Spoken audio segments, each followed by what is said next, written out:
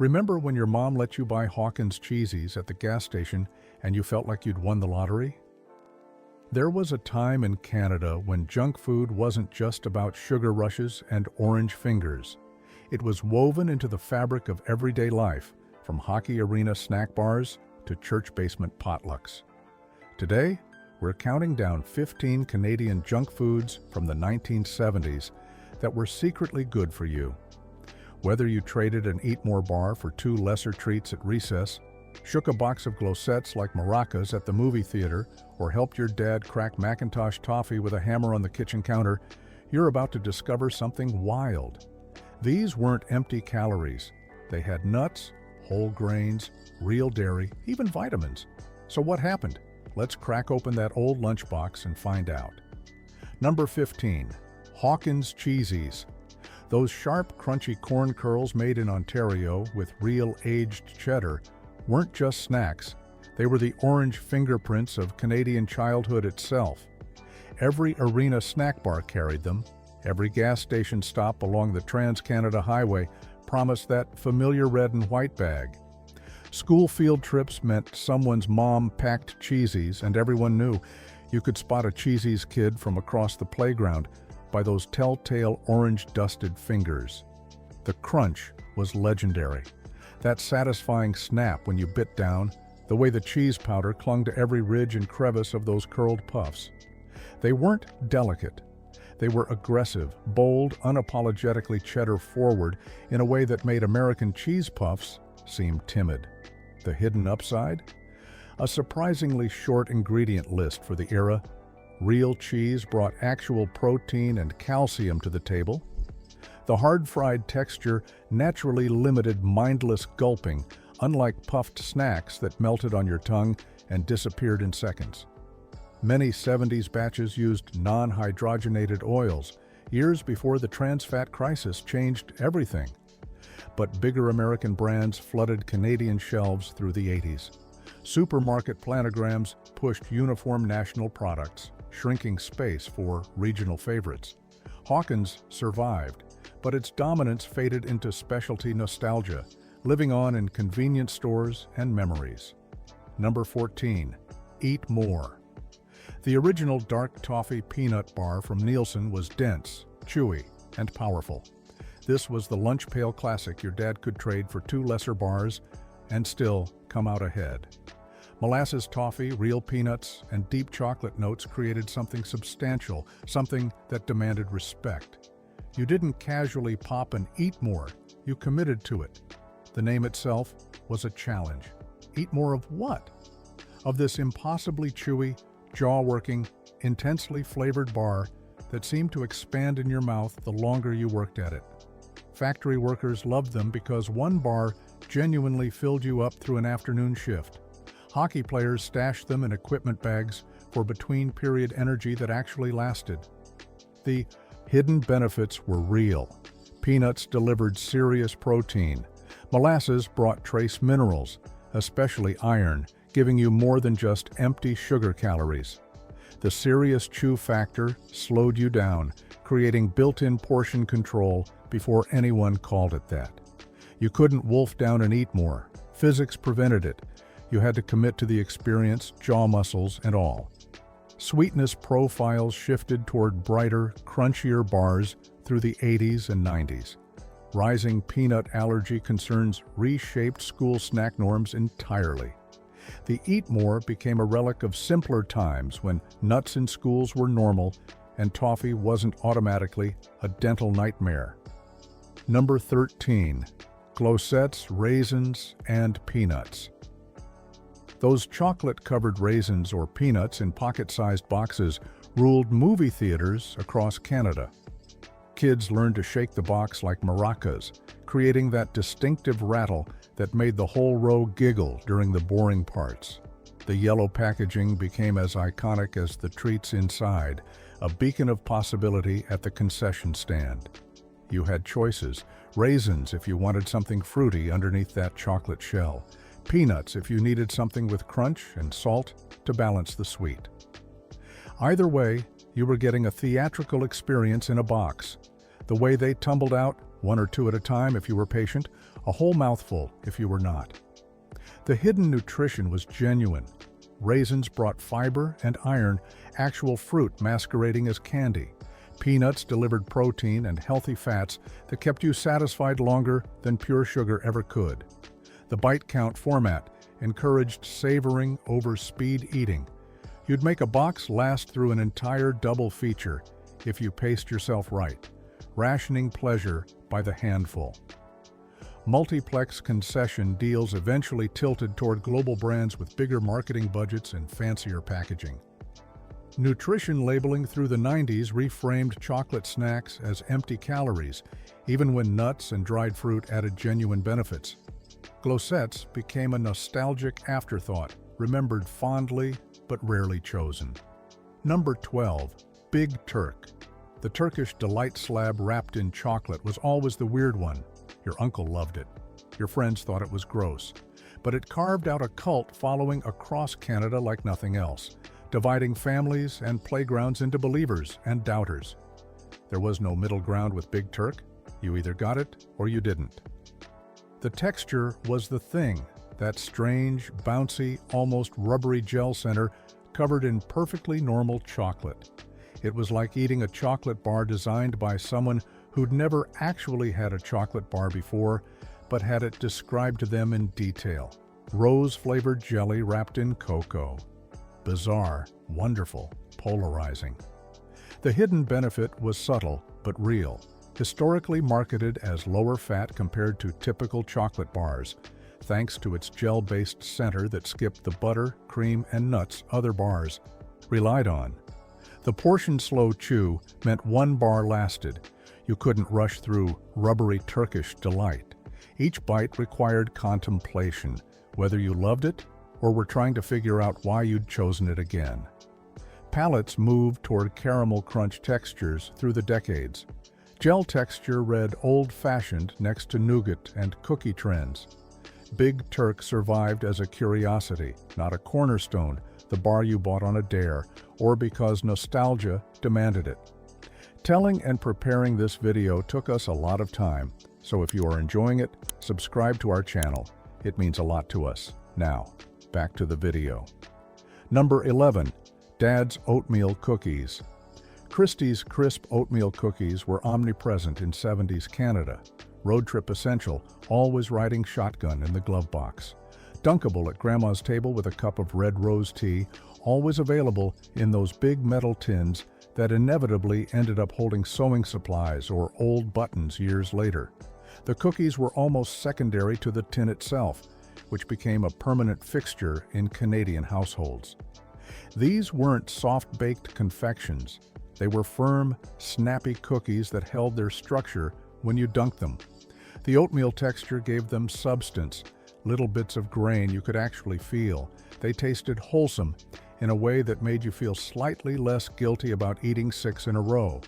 The nutritional angle was straightforward. Oats brought soluble fiber, the kind that actually helped your digestion. The cookie's firmness encouraged slower eating compared to cookies that dissolved instantly. Many 70s batches featured fewer additives than later ultra-processed versions, chasing longer shelf life and softer, more marketable textures. But aisles crowded with ultra-sweet sandwich cookies and soft-baked novelties. Reformulations for extended shelf life altered the beloved texture, making them less crisp, less satisfying. Plain oatmeal cookies couldn't compete with chocolate-stuffed innovations and marketing campaigns. They became the cookie nobody chose, only accepted. Number 10. Peak Freans Digestives. These whole wheat tea biscuits with their faint malt note were the grown-up cookies kids swiped during commercial breaks of the Beachcombers. Simple, understated, and surprisingly satisfying in a way that flashier treats never matched. They were sophisticated without trying to be, the kind of cookie that paired well with actual tea instead of just milk. The texture was perfect for dunking, not too hard, not too soft. They'd absorb just enough tea or coffee to become tender without falling apart and sinking to the bottom of your mug.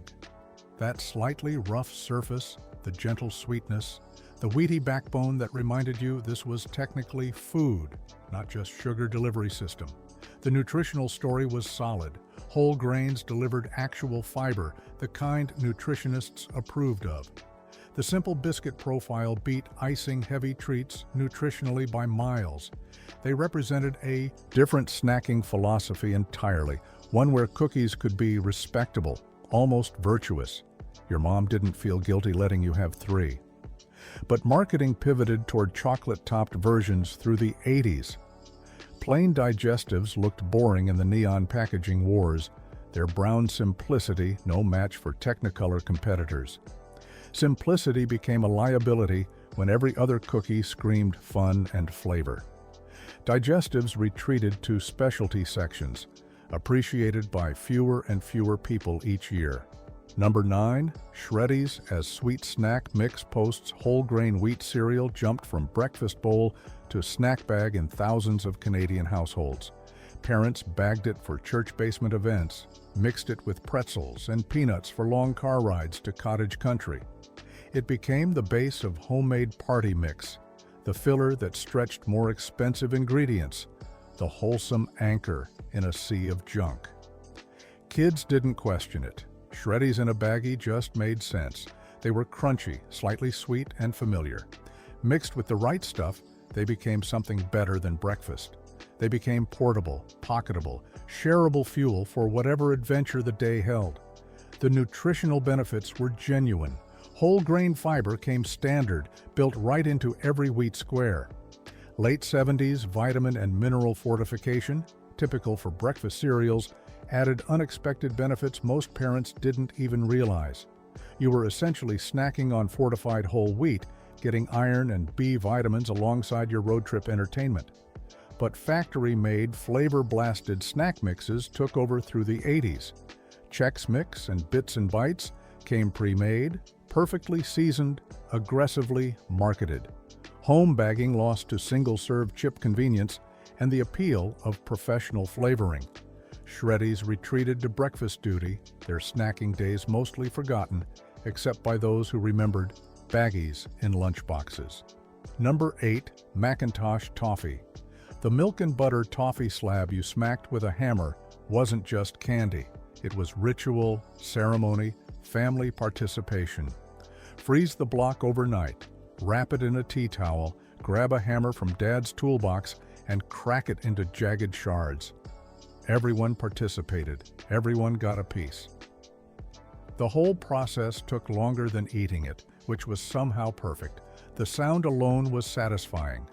That sharp crack when the hammer hit just right, the way the toffee shattered into unpredictable pieces, some tiny slivers, some hefty chunks. You couldn't control the portion sizes.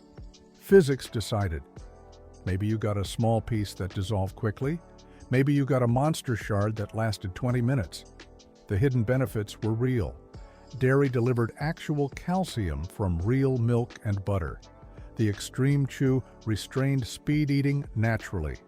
Kids shared pieces rather than inhaling them solo because the ritual itself was communal. The physical effort of breaking toffee created mindful consumption before mindfulness was a buzzword. Changing dental attitudes made sticky candy controversial through the 80s. School anti-sticky candy rules proliferated as parents worried about fillings and orthodontics. Convenience bars pushed aside the fussy heat and crack ritual. Nobody had time for ceremony anymore. Macintosh became a memory, occasionally glimpsed in vintage candy shops. Number 7, Sesame Snaps.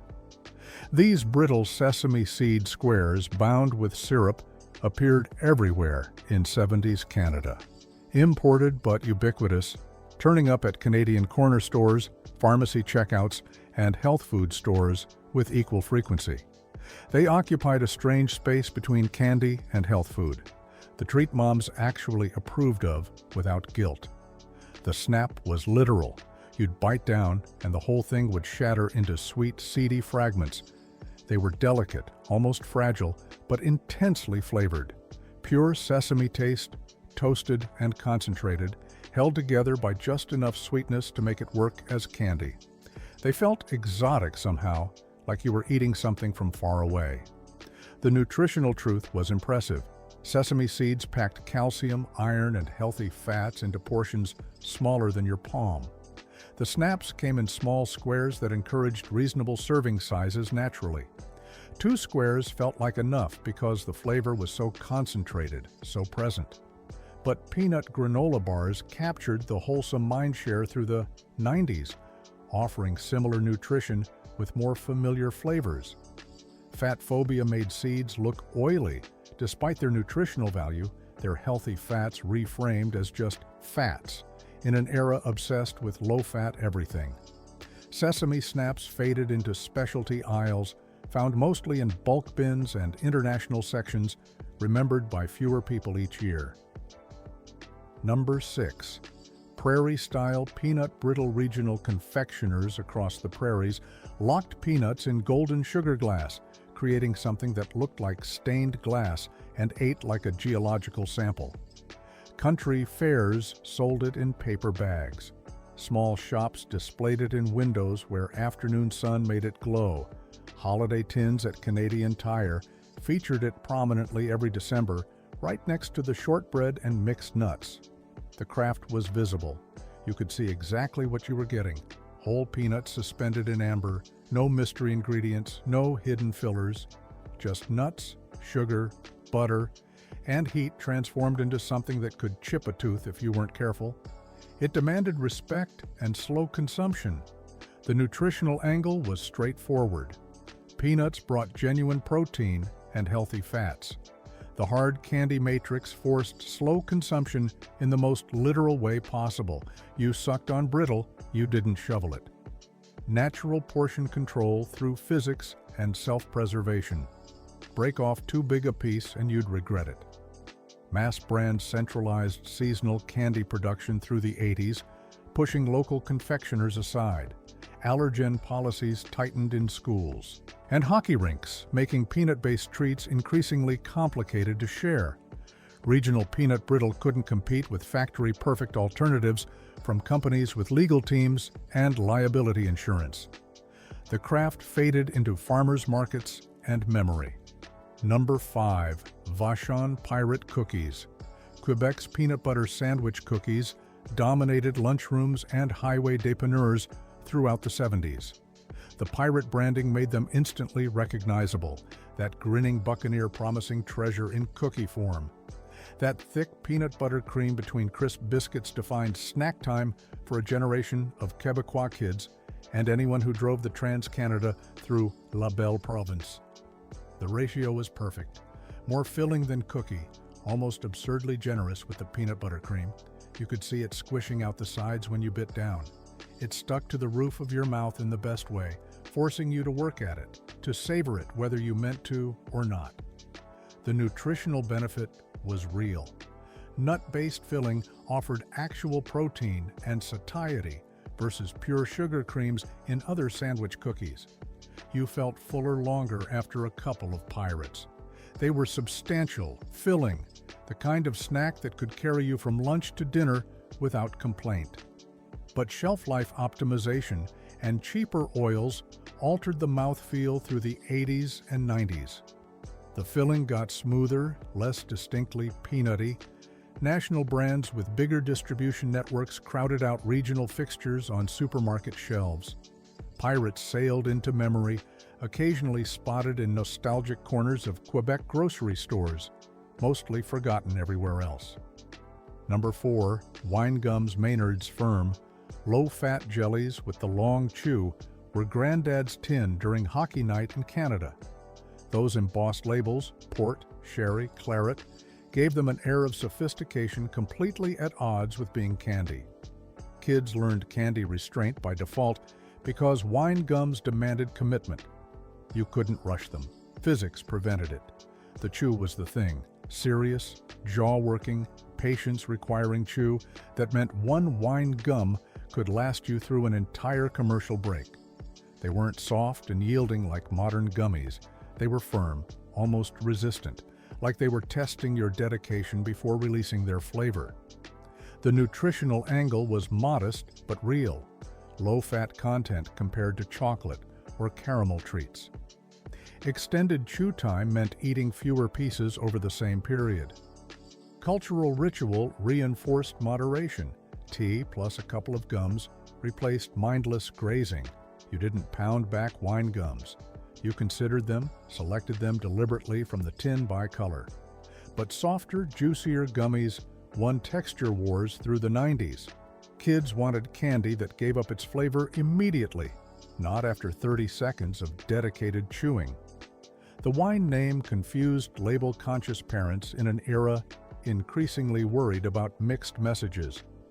Wine gums became quaint, old-fashioned, the candy in Grandma's purse nobody under 40 chose voluntarily. Number 3. Arrowroot Biscuits. Mr. Christie's mild arrowroot starch cookies served both teething toddlers and nostalgic grandparents, bridging generations with their gentle, almost timid sweetness. The baby's first treat that never really left the family, following you from high chair to adulthood.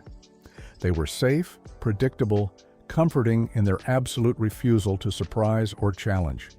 The texture was perfect for their purpose. Firm enough to hold when you picked one up, soft enough to dissolve in warm milk or against a baby's gums. That distinctive arrowroot flavor, hard to describe, impossible to mistake. Not quite vanilla, not quite plain, just distinctly arrowroot.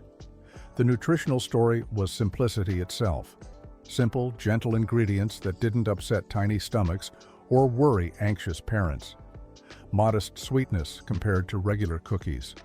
Portion controlled by the biscuit form itself, each one a known quantity. You knew exactly how much you were eating, how much you were giving. But parenting advice pivoted toward fresh fruit and whole foods through the 80s and 90s. Baby cookies took reputational hits as ultra-processed, despite their straightforward ingredient lists. The narrative changed. Why give babies cookies when you could give them banana slices? Arrowroot became old-fashioned, something your grandmother did, not something modern parents chose. They faded into specialty aisles, barely remembered, except by those who grew up on them. Number 2. O. Henry and Crispy Crunch. Nielsen's peanut-powered bars ruled corner stores from Halifax to Victoria. O. Henry packed whole peanuts into fudge and caramel, creating something dense and satisfying. Crispy Crunch delivered peanut butter flake magic, that distinctive texture nobody else could match. Both were hefty, sticky, shareable legends that defined Canadian candy culture. The trade value was legendary. One O. Henry could get you 2 lesser bars. One Crispy Crunch could buy serious playground favors. Kids understood intuitively what adults would later confirm. These bars were substantial, filling, worth more than their competitors. The nutritional benefits were significant. Peanuts meant genuine protein and satiating fats that kept you going. Substantial bars could replace random grazing with one satisfying snack. You felt fed, not just sugared up. That distinction mattered on long school days or weekend adventures. One bar at noon could carry you to dinner, but the low-fat craze of the 80s and 90s vilified nuts regardless of their benefits. Peanuts became the enemy in a war against all fats, good or bad. Allergy policies reshaped where and when kids could bring peanut snacks, eventually banning them from most schools entirely. The peanut bar era ended not with changing tastes, but with changing rules, medical concerns, and cultural shifts that made 70s snacking impossible. Number 1. Homemade GORP in film canisters. Scout troops, guide companies, and hiking families mixed their own trail mix long before it became a commercial category. Peanuts, raisins, Shreddies, Smarties, whatever combination your family preferred, doled out from metal film canisters on Algonquin trails and Parks Canada weekends. The canisters were perfect, waterproof, compact, just the right size for a snack portion. Every family had their recipe. Some went heavy on the peanuts, others preferred more raisins for sweetness. The Smarties were optional, a concession to kids who needed some candy to make the healthy stuff tolerable. You'd shake the canister to mix it, then pour a palmful into your hand, getting a little bit of everything. The nutritional foundation was solid. Nuts plus dried fruit plus whole grain equaled genuine protein, fiber, and steady energy for hiking or playing. Portions were naturally set by canister size. You got what fit, no more. Homemade meant controlling ingredients, knowing exactly what you were eating, adjusting ratios to preference. Drop your memories in the comments. If you want more Forgotten Canada deep dives, hit that subscribe button. Until then, keep those memories crunchy.